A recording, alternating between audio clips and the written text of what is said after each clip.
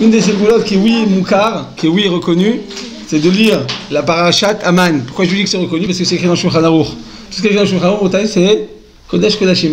Le Shulchan Aruch, c'est notre mode de vie. C'est là-bas qu'on va reprendre tous les enseignements qu'on a besoin. Et voilà, dans le Shulchan Aruch, c'est mentionné, mais une fois plus, en tant qu'amulette et pas en tant que, pas besoin d'en faire tout un plat, il s'agit de lire la parashat Aman. La parashat Aman en Botaï, c'est tout simplement le fait de reconnaître la main d'Akadosh Baruch Hu dans la vie quotidienne, de revoir et de rechercher où Hachem se situe, où Hachem se dispose et se cache et se dévoile, c'est le mot, se dévoile dans le monde dans lequel, eh bien, par définition, le monde, Hachem est caché, d'accord? Hachem, il est né à Elam, c'est pour ça que tout le monde est appelé Olam, parce que Dieu est caché. Et dans quel domaine il se dévoile? Eh bien, dans la Parnassa. Dans la Parnassa, Akadosh Baruch Hu, il y a une sorte de système qui fait que Akadosh Baruch Hu va se dévoiler avec plus d'intervention, plus de gilouï, plus de dévoilement, et on va pouvoir reconnaître la main d'Akadosh Baruch Hu. Si on est sensible, si on recherche, si on a pour vocation d'inviter et de dévoiler Akadosh Baruch Hu. Hachem, alors dans le domaine de la Parnassa, il se dévoile de manière particulière. Il y a une sorte de hashgacha pratique particulière. La Chazon Ish, je vous l'ai déjà dit, il y a un autre domaine dans lequel on voit la main d'Akadosh Baruch Hu, même si le Olam, depuis la destruction du monde, depuis la destruction de Beth Amikdash, eh bien, Dieu il est caché, son Itnagout elle est cachée dans les deux sens, le caché est caché, enfin en hébreu, en français, mais il y a un domaine dans lequel Dieu il est de galouille. Dans quel domaine il est Chazon Ish, il dit les Shiduchim. Et dans les Shiduchim, Akadosh Baruch Hu, il se dévoile comment? Il dit, tu rencontres un garçon 4 fois, et tu dis, ça, je suis sûr de moi. Quoi, tu es sûr de moi? Il y a une semaine, c'était un étranger notoire. Tu vas aller dans la rue, tu dis, qu'est-ce que tu me regardes? Là, c'est un étranger. Et là, c'est quand tu m'arrives, je suis sûr de moi. Ça y est, j'ai plus de doute, d'accord? Et Dafka, ça m'arrive souvent, dans les Shiduchim, chaque fille qui me dit, écoutez, moi, ou dans les deux sens, hein. Le garçon et la fille qui me dit, moi, écoutez, je veux surtout pas qu'on mette de pression. Moi, je dis, écoute, mon fils, je te donne autant de crédit. Moi, je ne te mettrai pas la pression. Au bout de 3 fois, il me dit, moi, je suis sûr de moi. T'es sûr de quoi? Toi, il y a une jeune, je vais sûr de toi. Il me dit, c'est bon, j'ai plus de doute. Alors, ça, Rabotaï, c'est un comportement qui est surnaturel. Ça dépense de très loin l'entendement humain. Et quand des gens moins engagés dans la Torah, ils entendent ça, ils nous disent, vous êtes des vrais fous. Ouais, ils nous disent. Je dis, vous avez raison, on est fous. C'est vrai, il faut assumer notre folie, c'est bien. C'est bien d'être fou, j'arrête pas de vous le dire, chacun doit être fou, chacun doit se... Mais, avec le pied sur terre, hein, c'est Rocho Bachamaïm, et les réglaïm, les pieds doivent être sur terre. Parce que si tu as aussi les pieds Bachamaïm et la tête Bachamaïm, tu te retrouves en général pas très loin là-bas. Là. Là, c'est pas loin, c'est juste, hop là, un petit saut, d'accord, 3 petits bonds et puis s'en vont. Donc c'est pour ça, on te dit tout simplement que dans le domaine des Shiduchim, la main d'Akadosh Baruch Hu, elle est dévoilée.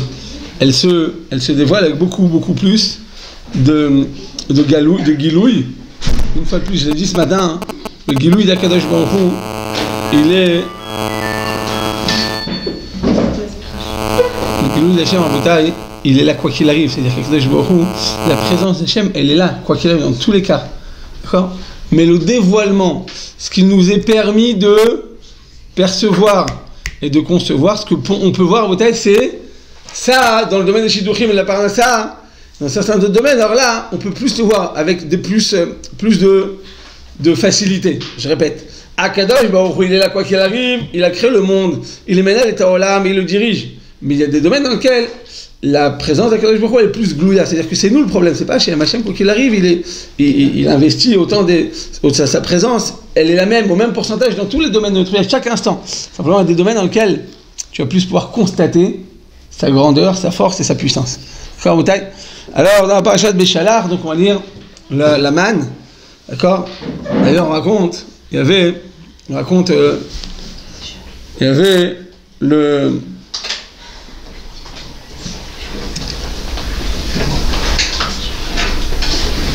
Rav, c'était le Rav de Brisk, et il y avait un de ses élèves comme ça qui a essayé de faire un shidour entre un garçon et une fille, et il essaye, il appelle les parents, et ça marche pas, ça passe pas. Bon, c'est pas passé.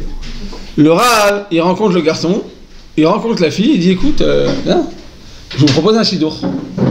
le shidduch, il a marché. Le Rav, il a été, le garçon, son élève, il a été étonné, il dit, je comprends pas. Moi, j'ai fait le shidduch, j'ai pensé à l'idée, j'ai tout fait, ça n'a pas abouti. Et vous l'avez fait, ça a marché, pourquoi? Il dit, la Gemara, elle dit comme ça.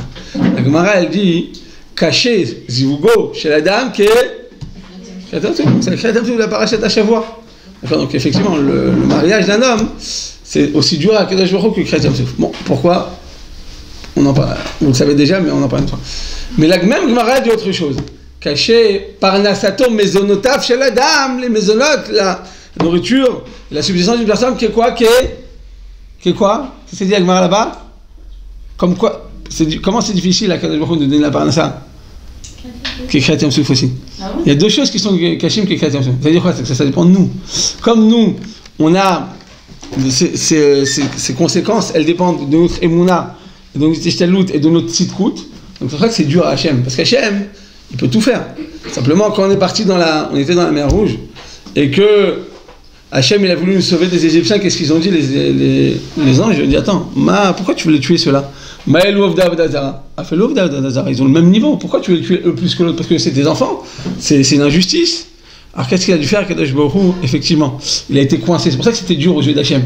En réalité, peut-être tout ce qui dépend de nous, comme on fait des erreurs, on a mis des dots, elles ne sont pas suffisamment métocanotes, et qu'on a eu des erreurs et des tikkunim, alors notre mazal, il va être fixé, il va être figé à un moment. À un moment, Kadosh Baruch Hu dit, écoute, voilà. T'es en Alia, à ce moment-là, je te présente ton Shidur qui va être les filles de Shoresh Tishmatra. Mais à notre naissance, et quand on veut se marier à 19, 20, 21, 22, 23 ans, à ce moment-là, il a fait une pause sur image. C'est pour ça que c'est dur à Hachem. C'est pas que c'est dur en soi, même Hachem, il peut tout faire. Mais le zivoug, il dépend des maasim et des midot d'une personne, de sa avodat Hachem, sa yirat Hachem. Et comme Hachem, dans ce domaine, il nous a laissé à nous de prendre les rênes, donc il vient s'immiscer dans notre comportement et dire voilà, je te fais une pause sur image. Là, t'as fait une très belle mitzvah, je fais une pause sur image, je dis voilà, ma fille elle était des quêtes comme ça, on va lui mettre telle note, et bien maintenant je trouve un garçon qui a sa note. C'est pour ça que c'est dur au jeu d'Hachem. Vous comprenez la bataille ou pas? Parce que il vient les aveugles, les filles maasim chez la dame. Il vient nous donner un zivouk selon nos actions. Or, comme nos actions, on n'est pas toujours stable. Des fois on monte, des fois on descend, des fois on a de la jalousie, des fois on est makpi, des fois on a toutes sortes de haliot et d'iridotes dans notre avodat Hachem. Donc qu'est-ce qu'il doit faire? Il doit figer, il doit fixer un moment, dire voilà, à ce moment-là, je décide que c'est ça son vrai niveau. Mais Hachem, ça va à l'encontre de la nature d'Hachem. Pourquoi Hachem, il a créé un monde dans lequel il y a un système dans lequel, eh bien, à Kol Bidesharim Chutz, et quand il va te donner ton zivouk, c'est en fonction de ta. Mais comme maintenant toi tu n'es pas stable, comme chaque être humain, eh bien, il va devoir fixer un moment. Donc voilà, ça, c'est son zivouk. Vous comprenez? C'est-à-dire, plus tu vas faire des bonnes actions, plus tu vas être mevateret, plus tu vas te renforcer dans ta sinou, plus tu vas être ovedet Hachem, plus tu vas être souriant envers le prochain, plus tu vas augmenter ton mazal. Et ça, c'est dur au jeu d'Hachem. Pourquoi? Parce qu'à un moment, tu as une nérida. Il dit, mais il y a 2 minutes, moi, j'aurais préparé un autre garçon en fonction de ses maasim. C'est pour ça que c'est dur au jeu d'Akadosh Baruch Hu. C'est clair, bataille. C'est ce qui se passait avec les Égyptiens. Ils étaient dans la mer. Dieu, il va pour les tuer, mais les gens ne sont pas d'accord. Dieu, il a un palais céleste. Il y a un sénat, comment dire. Il y a un parlement. Il y a des lois. Il ne peut pas faire. Kiviachol, entre guillemets, il a créé un monde. La manière qu'il y a une loi de la nature. Donc il y a une loi de Newton. Quand je lâche cet élément, il va tomber. Parce qu'Akadosh Baruch Hu l'a désiré. Parce que sinon, il n'y aurait aucune loi. Rien n'en force Hachem. Bien, c'est la même chose dans le ciel. Dieu, il a créé pas mal il a créé une sorte de bed-din dans lequel eh bien, il va instaurer des lois. Et voilà que quand il va nous donner notre zivouk, il va donner notre parnassa, il va nous passer dans la mer Rouge, eh bien il va devoir aller en delà de ces lois, il va devoir outrepasser ces lois. Il va devoir être un hors-la-loi. Vous comprenez? C'est pour ça que c'est dur à Kadosh Baruch Hu, c'était clair à vos tailles? C'est très simple ce que je dis, mais il faut juste les savoir. C'est pour ça que c'est dur. C'est pas que c'est dur. Non, c'est dur, c'est pour ça que j'y arrive pas maintenant. C'est dur parce que ça dépend de toi. Sois stable, sois ovedet Hachem, travaille ta simcha, tu verras que ça sera halak. Vous comprenez? C'est pourquoi c'est dur. Donc on te dit, le man, eh bien, a été donné au moment où on est sorti d'Égypte. On est rentré dans la mer Rouge. On est sorti d'Égypte. Ah oui, non, je finis l'histoire avec le Rav de Brisk. Donc il était en train de dire, pourquoi vous ça a marché, et moi ça n'a pas marché. Alors, il a dit comme ça, il a dit rien. Il a écrit, cachez zivouk chez Adam Kiryat Souf. Donc il y a un koshi, il y a une difficulté pour le zivouk d'une personne. Okay. Il dit, mais un deuxième koshi, c'est quoi? Parnassa. La parnassa, c'est aussi dur qui est créatif souf. Il dit, toi, quand tu as fait la tsa, tu voulais quoi? Tu voulais gagner de l'argent? Tu sais qu'il y a tout un public comme ça qui reçoit de l'argent. Même si dans notre public, c'est pas tellement naouk, mais nous, on doit le devoir de donner à la personne quand quand elle nous a fait, d'accord, c'est un étranger, oui, il faut lui proposer. Après, il dit non. Après, il est très macpite sur ça, vous savez. Bon, on n'a pas une autre occasion. Dans les lois de Tivor et Shidur, il y a plein d'halachot dans ça. En tout cas, là, la personne, elle t'a fait une proposition de Shidur. Il dit, mais alors toi, tu l'as fait quoi? Dans l'intention de recevoir la parnassa. Donc, tu as les deux kshaïm. C'est quoi le premier koshi? Zivou koshi adam, et le deuxième koshi, tu as fait pour la parnassa. Donc toi, c'était doublement dur. Moi, j'ai fait que pour la mitzvah, que pour Zivou koshi adam. Donc finalement, ça a abouti par moi, ça n'a pas abouti par toi. Ok, donc on te dit que les preuves de la manne, Chazal nous disent qu'en réalité, eh bien, Kadosh Baruch Hu, il a voulu nous enseigner quelque chose. Cet enseignement en bataille, il nous suit jusqu'à aujourd'hui. Il nous suit jusqu'à aujourd'hui, pourquoi? Parce qu'en réalité, on est tous des Ochlé Aman. On vit tous de la manne. De quoi s'agit-il? Baruch Ata Adonai. Eloheinu melech haolam she'akol niya b'dvaro.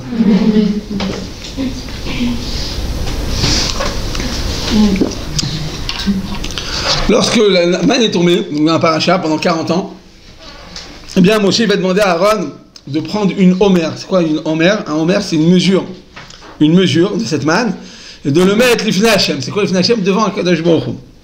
ויאמר משה זה הדבר אשר ציווה אדוני מלוא העומר ממנו למשמרת לדורותיכם למען יראו את הלחם אשר האכלתי אתכם במדבר בהוציא אתכם מארץ מצרים. Donc dit Akadosh Baruch Hu, dit Moshe à Aaron, s'il te plaît, Aaron prend cette manne à la demande d'Hachem et met-la en dépôt pour vos générations. Pourquoi les dorotechem? Pour qu'ils voient le pain qu'Akadosh Baruch Hu nous a nourri pendant 40 ans. On n'avait rien, on est sorti en Égypte, rien. On n'avait rien sur les épaules, on n'avait aucune besace, on n'avait aucun aliment, aucune victoire pour le chemin. Et Hachem pendant 40 ans, Oudag lanou. Il dit, Moshe, regarde, on va mettre ça, on va garder ce pain, regardez cette manne, comme ça on va se rappeler au cours des temps, jusqu'à la venue du Mashiach, donc en l'an 5780, eh bien, à ce moment-là, on me dit, écoute, moi je fais des études, c'est compliqué, c'est les mifranim, j'en peux plus, j'ai la tête dans tous les sens. C'est ça la parnassa, il faut galérer pour la parnassa. A priori, c'est normal, c'est nécessaire, et ça fait partie du programme divin. Il dit, Moshe Rabbeinu, il a vu ça.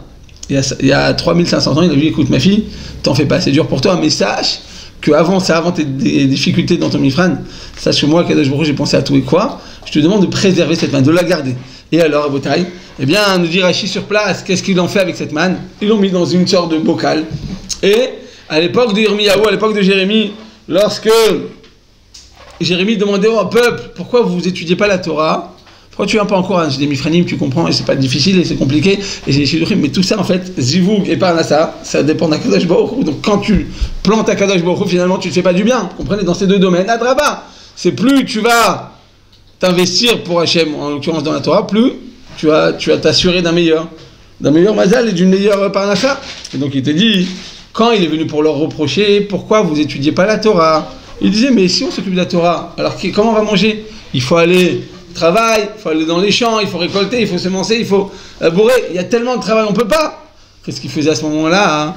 Yirmiyahu, il prenait le récipient, il leur disait, voilà, c'est ça ce qu'ils mangeaient. Bézénit parnessoa votechem, voilà de quoi ils mangeaient vos pères. Pourquoi vous vous inquiétez tellement de dire, il faut que je fasse tout, il faut que je fasse tous mes ishtadlout et tous les efforts, et un tour rishon, un tour sheni, il faut que je fasse ma licence, il faut que je fasse tout, je suis obligé, sinon je vais pas m'en sortir.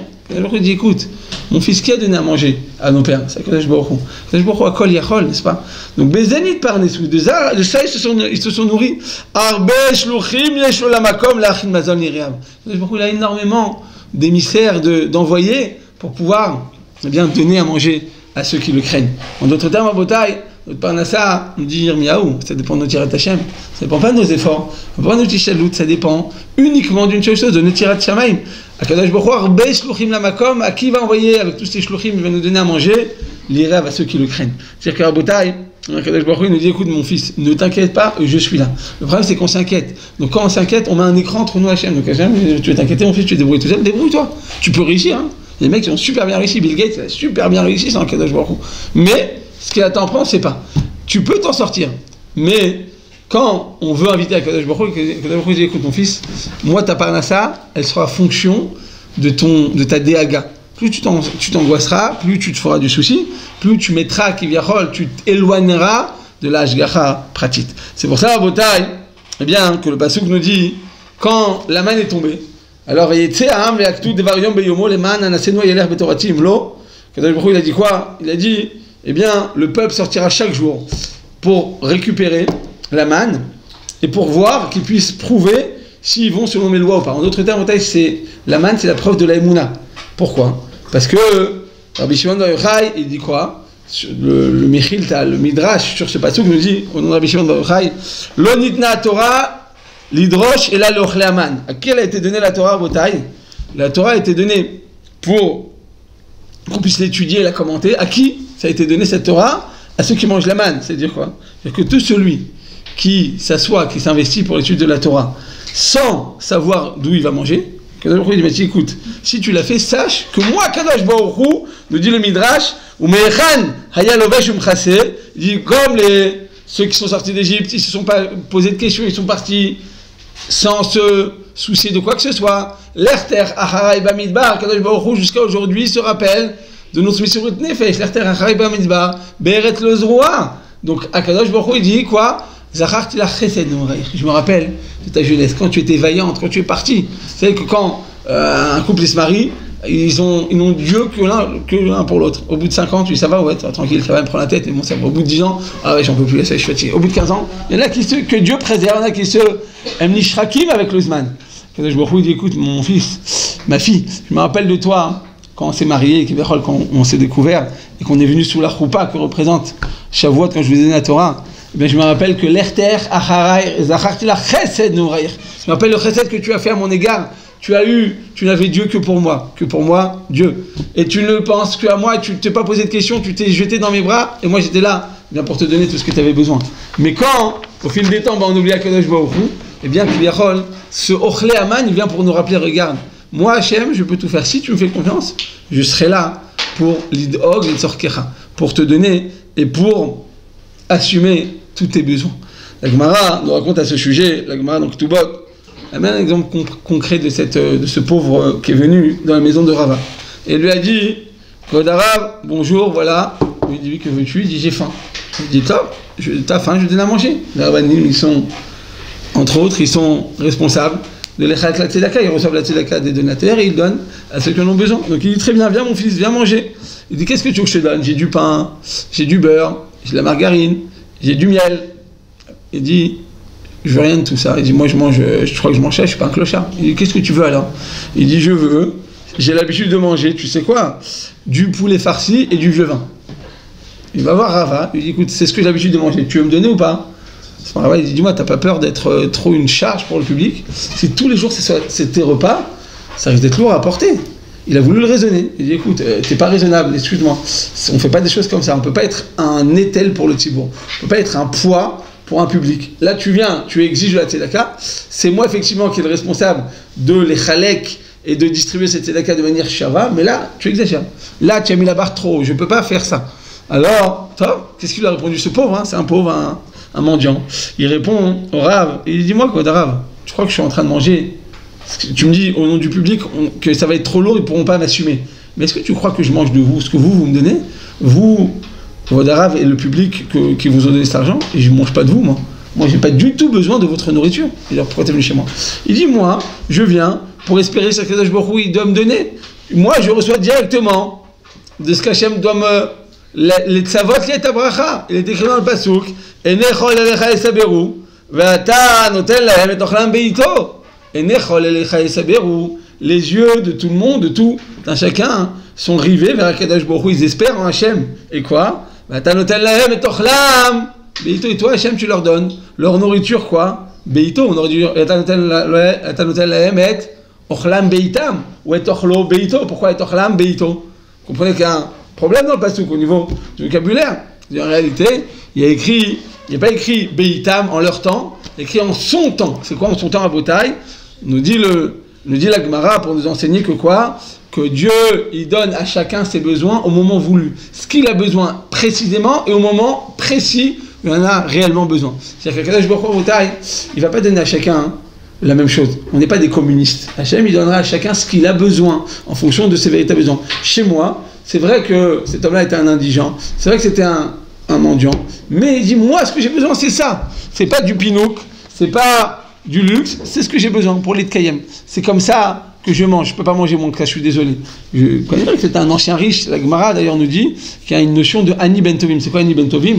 Un homme qui était très riche, que Dieu préserve le halal ou l'alchem. La Gemara dit il n'y a pas pire que ça, d'être très riche et après de devenir très pauvre.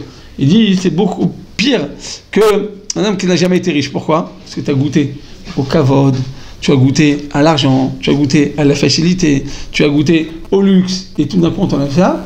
Il dit que Dieu préserve tout ce qu'on lui donnait à cet homme-là, hein, ça ne lui suffira jamais. Pourquoi? Parce qu'il connaît le véritable plaisir. Donc cet homme-là, il risque de perdre la tête. Comme ça, il dit l'Agmara, lui, on doit lui donner une tzedaka particulière. On ne doit pas donner comme tout le monde. Ça s'appelle Ani Ben Tovim. C'est un ancien riche qui est appauvri. Il faut faire attention. Quand c'est toi qui donnes la tzedaka, il y en a plein qui disent moi j'ai besoin de telle et telle chose. Bon après ils vivent sur le dos du public, c'est pas du tout ce qu'on désire. Mais s'il en est vraiment dans cette situation, eh bien on doit lui donner ce qu'il a besoin à Rabotai, ce qu'il a besoin, et pas moins. Et effectivement, Rava, quand il a entendu ça, il a dit je suis pas d'accord, moi je pense que tu dois te ranger, tu dois te raisonner. Je peux pas te donner ce que tu désires. La Gemara elle raconte, elle dit des Rava. En attendant, entre-temps, pendant qu'ils discutaient, la sœur elle est arrivée, ça faisait 13 ans qu'elle n'avait pas vu son frère. Elle dit mon frère, comment vas-tu? Tu m'as manqué, t'es un tzaddik, voilà, je t'ai amené un très bon plat. Qu'est-ce qu'elle lui a amené? Du poulet farci et du vieux vin. Qu'est-ce qu'il a dit Rava? À ce moment-là, regardez la grandeur de notre tzaddik et Marbotai. Notre tzaddik, quand il a tort, il le reconnaît. Amarava, maïde kamana netilach kumechol. Il dit, je te demande pardon de t'avoir humilié. Viens, lève-toi et viens manger Baouchaba. En d'autres termes, il a reconnu que le niveau des mounas de ce pauvre était supérieur au niveau du Rav. Le même Rabotai, la émouna, ça ne dépend pas ni de la barbe, ni du chapeau, ni des péotes, ni de rien du tout. J'ai vu des gens sans rien. Ils ont une émouna de fer. Et j'ai vu des gens qui sont collèles, ils sont tout le temps en train de s'angoisser. Comment je vais faire? Comment je vais m'en sortir? Et je l'ai vu avec mes propres yeux. Où j'ai vu ça? Dans les taxis. Je le dis chaque année, je le vois chaque fois. J'en prends pas beaucoup de taxis. Mais quand j'en prends, les taxis, ils te disent, ils ont pas... Bon, ceux que j'ai rencontrés à plusieurs reprises, ça m'est arrivé plein de fois, ils n'ont pas de kippa, ils te disent, moi, tu sais, je vis Bemouna. En France, on a l'habitude, moi je suis religieux dans le cœur, on connaît Istanbul. Religieux dans le cœur, c'est-à-dire, je fais ce que je veux, mais je crois en Dieu. Bon, tu crois pas vraiment, parce que si tu croyais en Kadosh Baruch Hu, tu pourrais pas faire ce que tu veux, parce que tu crois à la grandeur d'Akadosh Baruch Hu, la splendeur d'Hachem, la Hava, la Ira, tu peux faire ce que tu veux. Mais, ils disent souvent ça. Lui, il me dit, je sais que moi, je vis Bemouna. Je lui dis, pourquoi? Il dit, parce que je suis toute la journée dans la rue.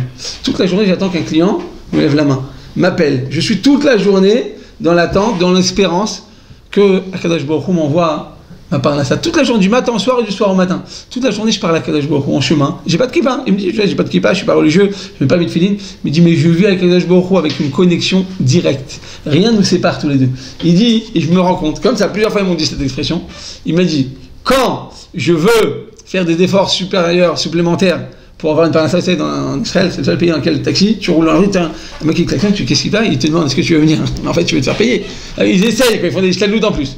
Il dit je me rends compte chaque fois que je fais des efforts en plus et que je fais tout pour obtenir une parnassa en plus et que je fais des efforts, que j'essaie de doubler la concurrence, il y a plein d'halachot à suivre. Il dit Kadosh Baruch Hu vient me montrer que quoi? Même si je ferais dans les Jeux Olympiques, on fait des trucs, comment ils s'appellent, les shminiot, ce sont les athlètes, ils font des salto.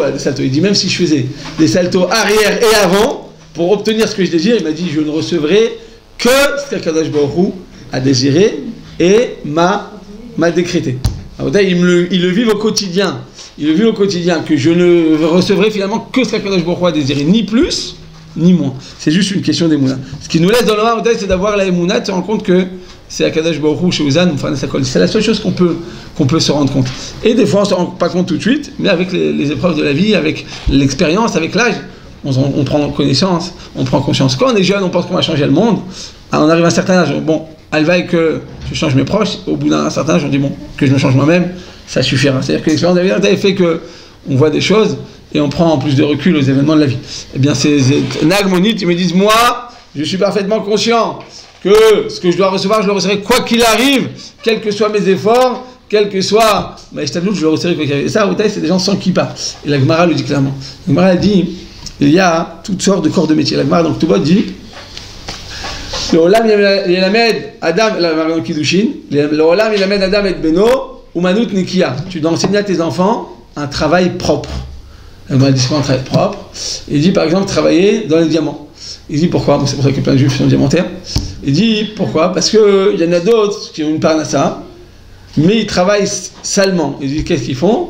Ils travaillent dans les pots. À l'époque, la tannerie, d'accord? C'est une expression, c'est une tannée. C'est quoi? C'est une tannée. Travailler dans une tannerie, c'est insupportable. Il y a une odeur. Tu prends les pots, tu mets de la chaux, ça prend une odeur insupportable et c'est très difficile à sentir. Ils travaillent toute la journée dans la boue, quoi, dans une odeur nauséabonde.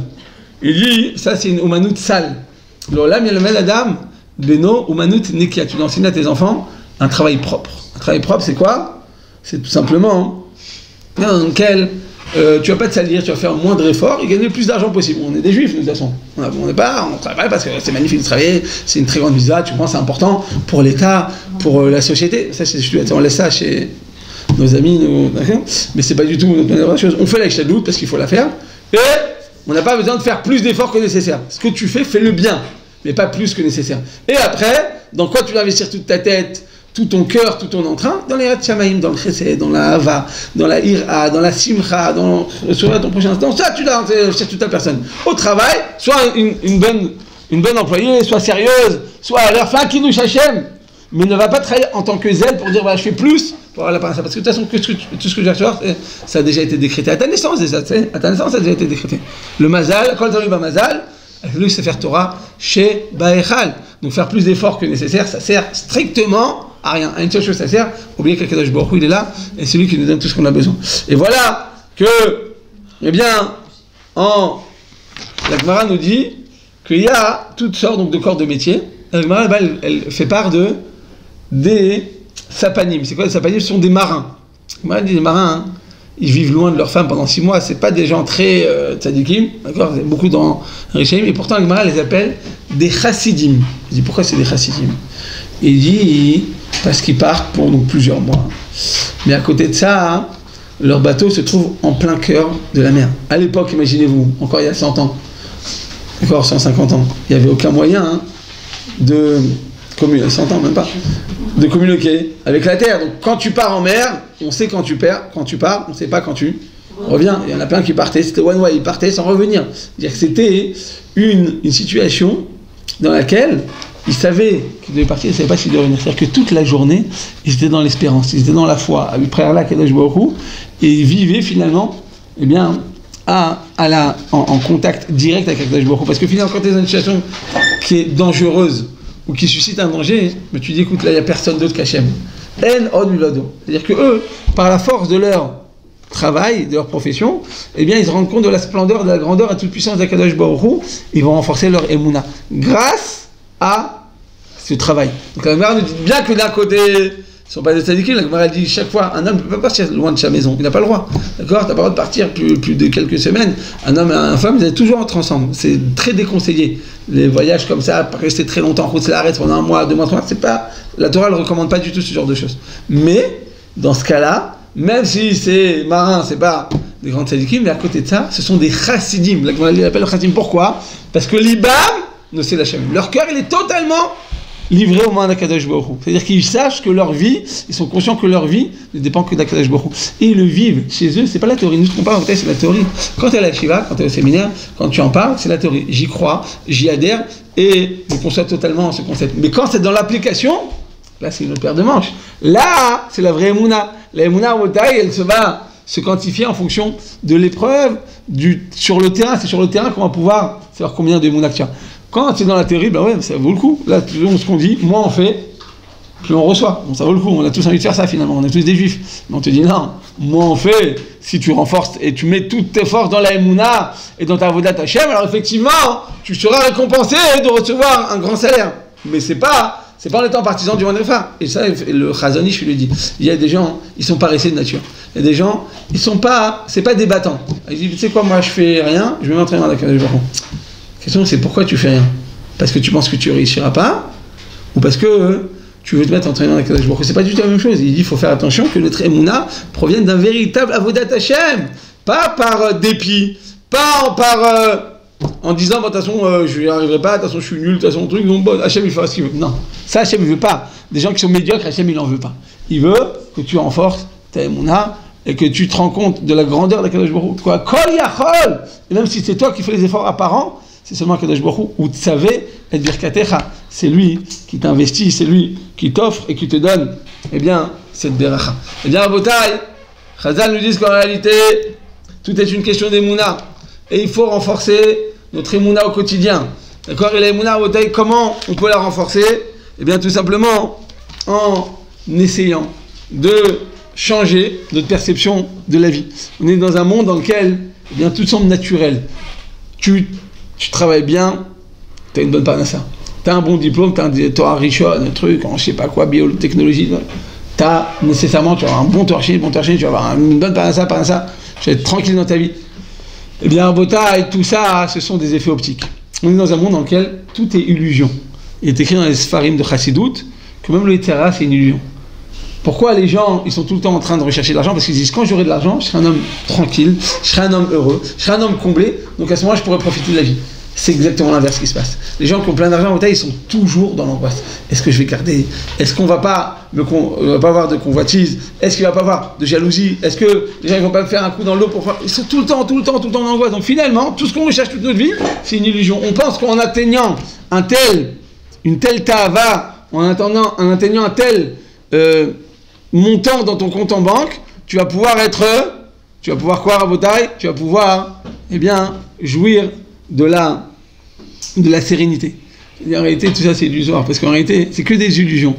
Ce que tu penses obtenir, eh bien, tu vas pas, au contraire, je ne peux pas l'avoir. Et Adam, ça va ensemble, Rabotai, de comprendre que ce qui nous donne la bénédiction, c'est cette proximité avec Akadosh Baruch Hu, et c'est pas du tout les efforts que tu as fait pour investir ou pour recevoir. Et c'est ce que nous dit le Ramban, je l'ai dit, je crois, en première année. Le Ramban nous dit à Rabotai, donc on va sortir d'Égypte, on est dans la mer Rouge, on n'a vu que des miracles. Il nous dit le Ramban que Minanishim Agdolim Shayu Beyetiat Mitzrayim Adam Modé Banishim Anistarim. Grâce aux miracles extraordinaires que Dieu nous a fait en sortant d'Égypte, eh bien l'homme va pouvoir reconnaître, va pouvoir remercier les miracles quotidiens, les miracles ordinaires que Dieu nous fait. Parce que finalement, tout ce qui nous arrive dans notre vie, ce sont que des miracles. Il y a des miracles qui sont extraordinaires, et ça, on n'a pas besoin de les chercher, parce que c'est pas ça ce qui doit nous faire vivre. Et il y a des miracles ordinaires. Les miracles ordinaires, c'est que tu te lèves tous les matins. Tu peux marcher, tu peux parler, tu peux regarder, tu peux entendre, tu peux voir, tu peux parler à Kadosh Baruch Hu. Tout ça, ce sont des miracles ordinaires. Alors, nous dit le Ramban, Minanissim Agdolim Shayu Beyetiat Mitzrayim. Pourquoi Hachem, il nous a créés en tant que peuple grâce à ces grands miracles? C'est pour nous inculquer, pour nous enseigner et pour nous éduquer dans un domaine. C'est quoi ce domaine en bataille?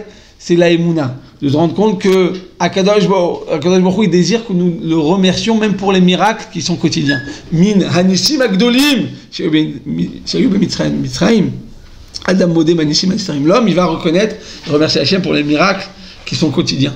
Pourquoi? Shehem Ayesod à Torah Kula. Ça, Rabotai, ça représente tout le Yesod et le fondement de la Torah. Shehem Adam Chelek Betorat Moshe Atchenaamin Shekol Dvarenu Umikrenu Kulam Nisim En Baem Teva Uminago Shel Olam Ela Im Yaaseh Mitzvot Yatzlichenu Sraro Veim Ya'avor Averot Yachitenu Onsho Hakol B'Gzerat Elyon.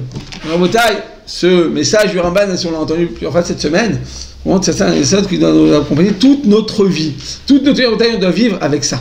Avec quoi? Avec cette Yédia qu'Hachem nous a sortis d'Égypte. C'est pour ça qu'on doit le rappeler plus de 50 fois dans la Torah. Plus de 50 fois c'est mentionné dans la Torah. Pourquoi? Pour que tu écoutes ma fille.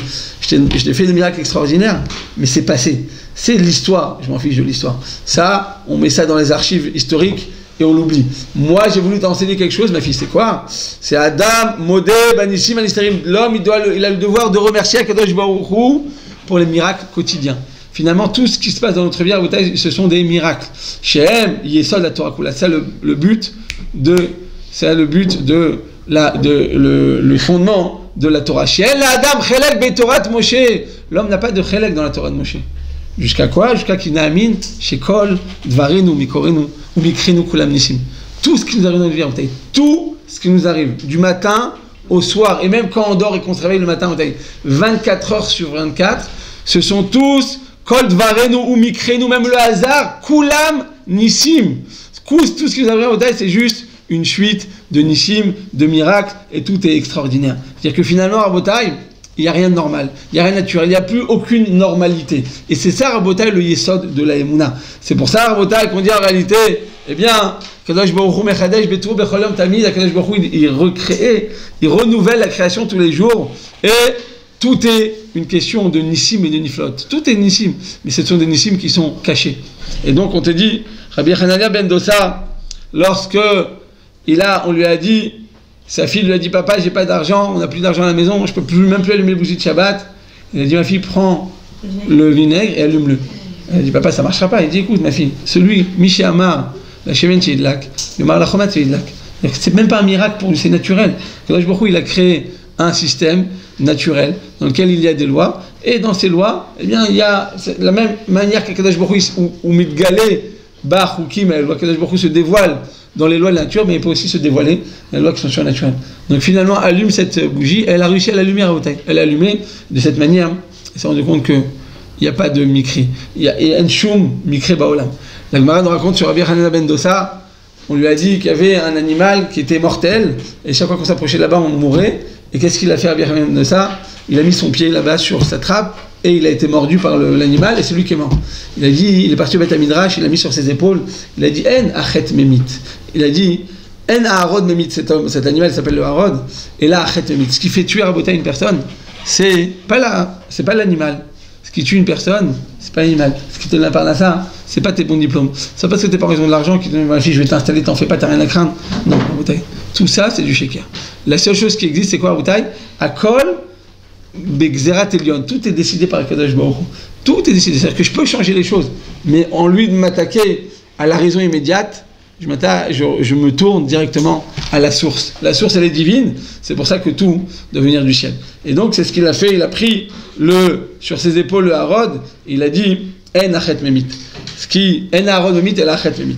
Eh bien, à Rabotai, Chazal nous disent qu'en réalité, quand Ravuna, il a eu ces 400 tonneaux de vin qui ont tourné, eh bien à ce moment-là, il a perdu une somme colossale. Il a perdu des centaines de milliers d'euros. Il est parti au vétérinaire, il a dit, qu'est-ce que ça veut dire? Qu'est-ce qui s'est passé? Quelqu'un peut me dévoiler? Il lui dit, tu sais quoi? Fais cheshbon nefesh, remets-toi en question. Il dit quoi? Vous croyez que j'ai fait d'Averot? Je dis, il faut aucune Avera, moi. Pourquoi vous pensez, vous avez des rachadot à mon égard? J'ai fait aucune Avera? Ils lui ont répondu quoi? Mais tu penses qu'Akadosh Baruch Hu, c'est din belodina, tu penses qu'Akadosh Baruch Hu, il vient et te donne une punition sans que Magi Alecha, sans que tu la mérites. Au lieu de te remettre Akadosh Baruch Hu en question, remets-toi en question. Il dit, vous avez raison. Alors dévoilez-moi, si vous connaissez une avéra que j'ai fait, dévoilez-moi. Et effectivement, il s'est rendu compte qu'il y avait un employé qui ne payait pas vraiment comme il se devait, à ce juste titre, parce qu'il savait que c'était un voleur. Alors il s'est dit, tu sais quoi? Je ne vais pas le payer comme il se faut, comme il se doit. À cause de ça, il a tout perdu. Mida keneged mida. Il a voulu voler quelqu'un, Akadosh Baruch Hu lui a retiré sa fortune. Il a fait tchouva, il s'est rendu compte de son erreur, de son péché, et il a fait tchouva, et du jour au lendemain, le cours du vinaigre de vin a augmenté, il a même dépassé celui du vin, et c'est de cette manière, non seulement il a récupéré son argent, en plus il s'est enrichi. Donc à Rabotai, finalement, tout ce qui nous arrive dans la vie, c'est une question d'analyse. Ça dépend comment toi tu analyses. Si tu vois comme étant une catastrophe et que tu comprends pourquoi Hachem a fait ça, alors tu vas t'arrêter là.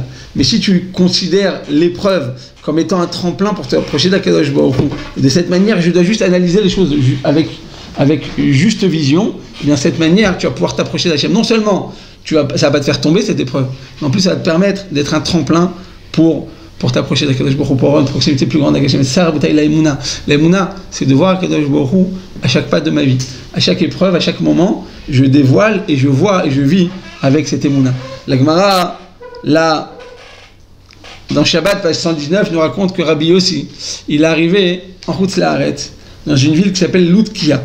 Et dans cette ville, Rabotai, il est arrivé dans la maison d'un riche, d'un homme très, très important.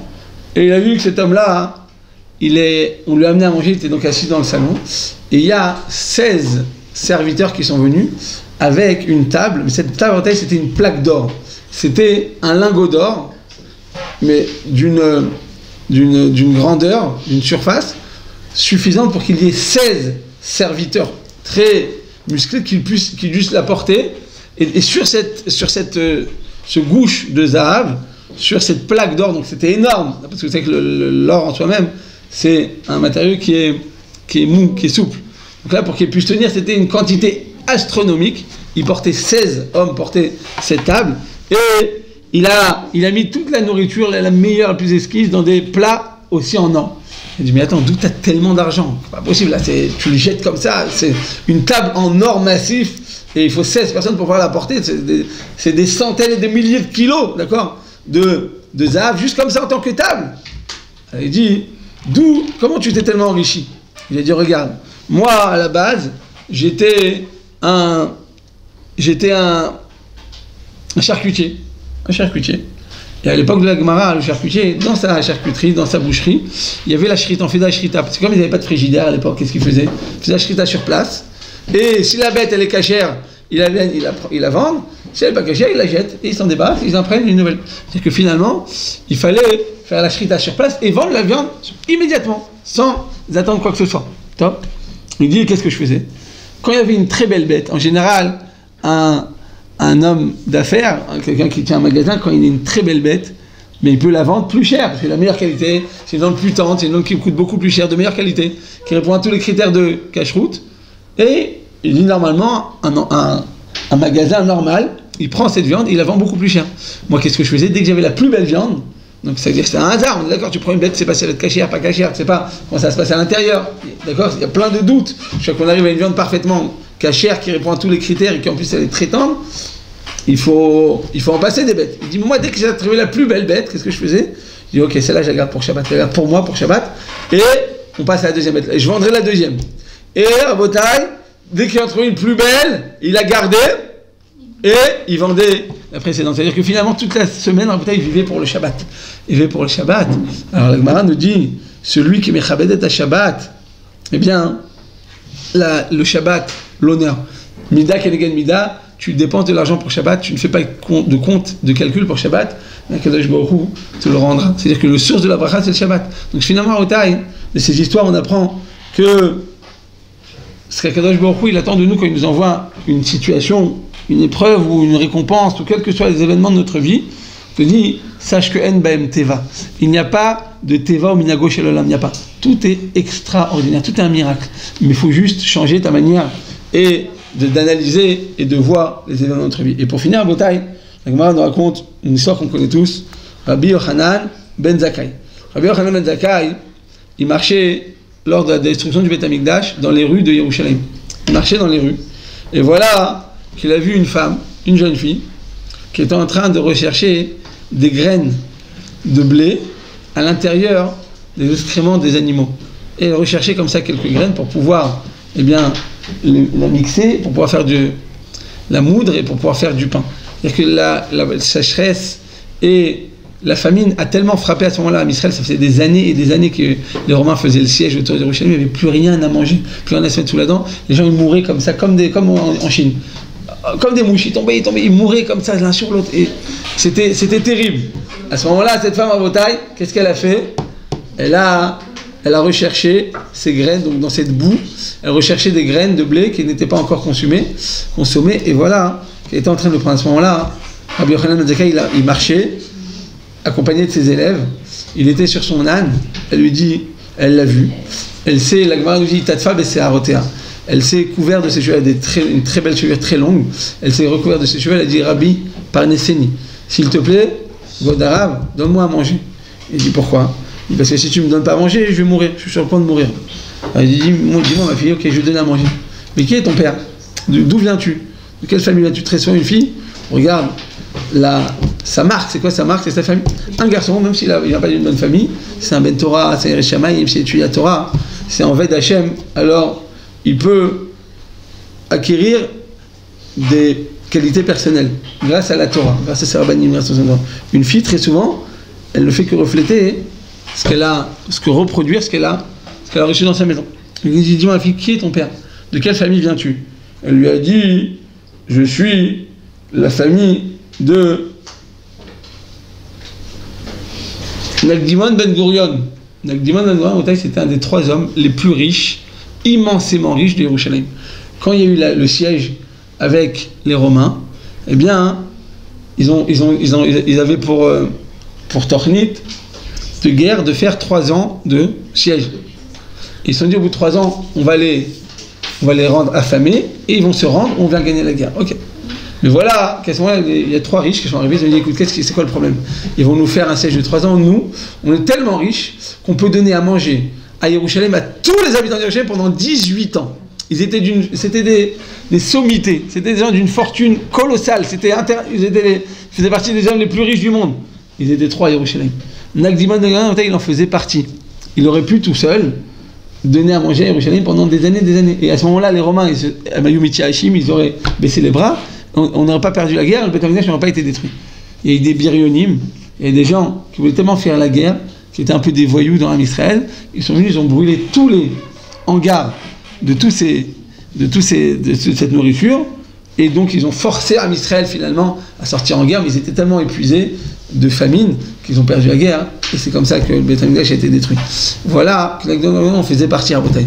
Alors il lui a dit, dis-moi ma fille, comment c'est possible? Moi, j'étais à Tarkoupa à toi. Moi, je suis arrivé à Tarkoupa. Et moi, j'ai vu la Tosefet Ketouba que ton père a offert. Elle faisait plusieurs centaines de millions d'euros. Juste la Tosefet Ketouba. C'était une somme astronomique. Et toute la fortune de ton père, elle est où? Qu'est-ce qu'il est devenu? Elle lui a répondu, elle lui a dit, dis-moi, Gvodarav, tu connais pas l'expression? Il y a une expression. Il y a un dicton qu'on dit à Yerushalayim. C'est quoi ce dicton? 3 mots. Melach, Mamon, Chasser. Melach, Mamon, Chasser. D'accord? Vous vous en rappelez? Mamach. D'accord? Melach, Mamon, Chasser. Le sel, quand tu le retires, l'argent quand tu le sales, d'accord? À ce moment-là, tu vas le préserver. Le sel, à l'époque, je l'ai dit, il n'y avait pas de frigidaire. Donc qu'est-ce qu'on faisait? On prenait un morceau de viande, on mettait une quantité astronomique de sel par-dessus, on le salait, et ça permettait de préserver cet aliment. Comment donc on congelait une chose? C'est-à-dire au Shem, il n'y avait pas de neige, il n'y avait pas. Eh bien, on montait au frigidaire, on prenait du sel, et comme ça on conservait. Donc le dicton à Yerushalayim, les gens disaient Melach, Mamon, Chasser. Le sel, d'accord, la même manière que le sel, c'est celui qui conserve. Eh bien, si tu veux conserver ton argent, ton Mamon, comment tu fais? Chasser. Dépense-le ton argent. Plus tu dépenses, plus tu garderas ton argent. Comment tu dépenses? En donnant un tzedaka, parce que tu es chasser. Quand tu donnes l'argent à un pauvre, tu gagnes rien. Quand je donne l'argent en faisant un business et que j'investis dans telle et telle société, alors je donne dans l'optique et dans l'intention de récupérer cet argent et de me faire des revachim, de gagner. Mais quand tu donnes l'argent à un pauvre, tu ne reverras jamais cet argent. C'est un don, c'est une perte totale, d'accord? C'est-à-dire que, rationnellement parlant, quand on parle à un goy du devoir et de l'obligation de donner la tzedaka, il dit, bon, tu prends ton argent, tu le jettes dans la poubelle, tu le brûles. On ne peut pas concevoir la générosité du Ham Israël. Ça dépasse l'entendement. Ham Israël, dès qu'on demande à un juif, il a envie de donner. Même si toujours il n'a pas, il a envie de donner. Il a le cœur. Ça fait partie de nos midot. Dans le visage d'une personne, on peut voir eh bien, combien il est juif sur son visage. Il a le Baïchanim. Et voilà, on te dit quoi? On te dit que Melach, Mamon Chasser, donc la fille de Nagdion Ben Goren, elle a dit à Rabbi Yochanan Ben Zakkai, c'est une expression, c'est un dicton, mais ça marche comme ça, l'argent. Plus tu donnes aux pauvres, plus tu vas t'enrichir. Melach, Mamon Chasser, tu veux garder ton argent, donne, offre-le, donne-le et fais des dons. Comme ça, tu vas pouvoir t'enrichir. Alors à ce moment-là, donc elle lui a dit en d'autres termes, mon père ne donnait pas de tzedaka. Qu'est-ce que tu racontes? Ton père ne donnait pas de tzedaka? Qu'est-ce qu'il faisait ton père? Il marchait dans la rue, il marchait sur des étoffes en satin, d'accord, en soie, et il marchait tout au long de ses marches, il allait au travail, il allait dans des rendez-vous d'affaires, il allait au Beth Knesset, et il marchait partout, il marchait. Eh bien, il était d'horaire sur ses étoffes, et après, il tournait la route, il tournait au coin de la rue, et là, à ce moment-là, tous les pauvres ils venaient, et ils vivaient de ça. Ils prenaient des morceaux, ils prenaient un ciseau, ça coûtait une fortune, d'accord? C'était de la soie, ça coûtait extrêmement cher. Ou bien c'était, comme tu vas dire, des shtichim d'Iran, de Perse, des tapis de Perse, ça coûte une fortune. Donc les gens, ils venaient, et c'était un peu pour leur donner de la dignité, pour pas qu'ils aient, je prends la tzedaka. Dès qu'ils passaient, ils venaient, ils se servaient, ils coupaient, et comme ça, ils donnaient ça à tous les pauvres. Et finalement, partout où il allait, il faisait la tzedaka. Toute la journée, partout où il marchait, le matin, le midi et le soir, il offrait des quantités astronomiques. Comme si tu disais, tu marches dans la rue et tu donnes 1000 € à personne, 1000 €. C'était des sommes comme ça. C'est de la soie, c'était une matière rare, et comme ça, il faisait vivre les pauvres. Il ne dit pas qu'il n'est pas de tzedaka, c'est pas vrai. Elle lui a répondu, elle lui a dit, tu sais, c'est vrai qu'il donnait la tzedaka, mais il faisait pas assez. Il faisait pas assez par rapport à lui, ça c'est le deuxième tour, par rapport à sa richesse, il ne donnait pas assez. C'était rien, c'est comme si tu disais, nous, quand on te demande de l'argent, tu donnes 10 agorotes. Bah, tu pourrais donner 1 shekel, tu pourrais donner 10 shekels, tu pourrais donner 50 shekels. Non, bon, 10 agorotes, tu le sens même pas. Pour lui, il était tellement riche que ça, c'est pas considéré comme la tzedaka suffisante. Deuxième théorie de la Gemara, tout ce qu'il donnait, c'était pour son kavod, c'était pour son honneur. Il se sentait comme ça, mis en honneur, quand on donnait comme ça de l'argent à ses pauvres, ça lui faisait du kavod. C'est-à-dire que finalement, il le donnait, mais pour lui, pour recevoir cette sensation de kavod. Donc il dit à ce moment-là, eh bien, le Chazal nous dit que cette jeune fille, imaginez-vous de qui il s'agit. Il s'agit de la fille de l'ancien milliardaire, de M. Trump, d'accord, de l'époque. Et voilà que quoi? Que quand elle lui dit, dis-moi, ma fille, elle est où l'argent de ton père? Qu'est-ce qu'elle lui a dit? Elle lui a dit, écoute, c'est très bien qu'elle est romain, ils font le siège, on a tout perdu, les Birulim ont brûlé toutes nos richesses, tous nos marsanim, tu le sais très bien. Elle aurait pu donner des explications à Botaï, des explications historiques, elle aurait pu donner des explications politiques. C'est normal, il y a un virus, c'est normal qu'on meurt. C'est normal qu'il y a des choses, il y a la guerre. Qu'est-ce qu'elle a fait à Botaï? Elle a regardé les choses d'une autre manière, Botaï. Elle a mis d'autres lunettes aux visions de sa vie. Et elle s'est dit, regarde, mon père il n'est pas de tzedaka. C'est-à-dire que c'est illogique ce qu'elle dit, on est bien d'accord. Mais à Botaï, c'est ça la véritable vision des choses. La véritable vision des choses à Botaï, s'il nous arrive quelque chose, c'est qu'il y a un cheshbon divin. Ce qui est humain, ça n'a aucune valeur, ça n'a aucune importance. Arbe shlichim la makor, Makadosh Baruch Hu, il a énormément de shlichim, d'accord? Ce qu'il a dit, le pauvre Arava, il a dit, il y a beaucoup de shlichim à Kadosh Baruch Hu. Kadosh Baruch Hu peut nous envoyer Yirmiyahu, quand il montrait la manne, il montrait le bocal, il leur disait, voilà, Kadosh Baruch Hu, Udag Lanou en sortant d'Égypte, en 2020, il peut nous donner tout ce qu'on a besoin. Et là-bas, tout est une fonction d'Emouna. Plus tu renforces ta Emouna, plus tu verras la main de Kadosh Baruch Hu. Et plus tu crois à Kadosh Baruch Hu, plus tu l'invites dans ta vie. Plus tu lui laisses la capacité d'intervenir, de prendre les rênes de ta vie. Et c'est ça, la Emouna. L'Emouna, c'est plus tu te retires, plus tu laisses à Kadosh Baruch Hu, eh bien, prendre les rênes de ta vie. Et c'est ça, en réalité, ce qu'on demande. C'est que de toutes les histoires qu'on a vues à Botaï, quand il a perdu tous ces tonneaux de vin, ils lui ont dit, remets-toi en question. Ça n'a rien à voir. Dis-moi, écoute, il y a eu une vague de chaleur, on donne des explications scientifiques. Oui, effectivement, c'est normal.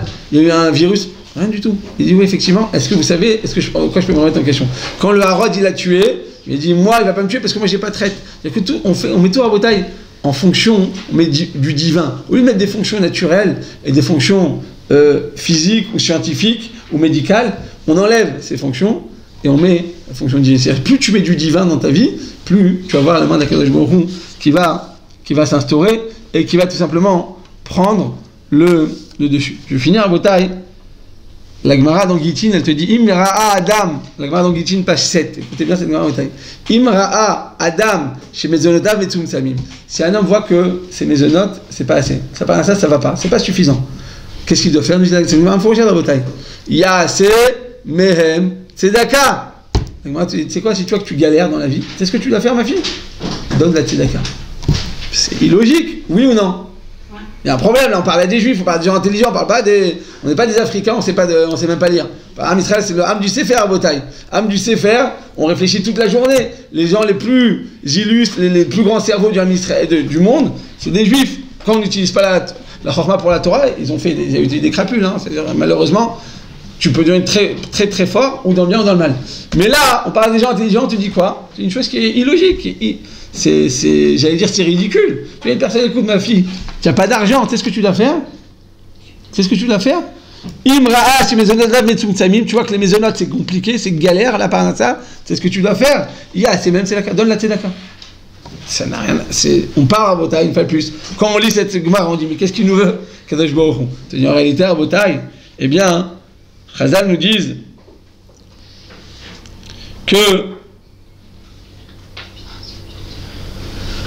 c'est comme ça qu'on doit savoir analyser les événements de notre vie, en recherchant le divin à chaque instant de notre vie. C'est ce qu'a fait mon cher Rabbeinu, il a dit à Aaron, tu prendras la manne et tu la mettras dans un bocal. Je finis avec une histoire. À Lita, en Russie, il y avait, à l'époque, ils faisaient des briques. Et vendre des briques, ça coûtait très cher. C'est comme ça, il y avait des constructions, il fallait prendre des briques. Et il y avait, pour pouvoir construire ces briques, donc il faut les mettre à très haute température, il faut les former, énormément, ça coûte une fortune, c'est une très très grande usine. Et voilà que les chances de brûler une usine de briques, elles étaient très élevées. C'est pour ça que les compagnies d'assurance, quand on venait en tant que propriétaire d'une usine de briques, les compagnies d'assurance, elles demandaient une somme astronomique, une très très haute somme, très chère, parce qu'il y avait souvent des stréfotes. C'était comme ça que ça marchait. Donc la compagnie d'assurance, elle a demandé une très grande somme sur l'année de 5 000 roubles. C'est comme si tu vas dire, je sais pas, 500 000 euros.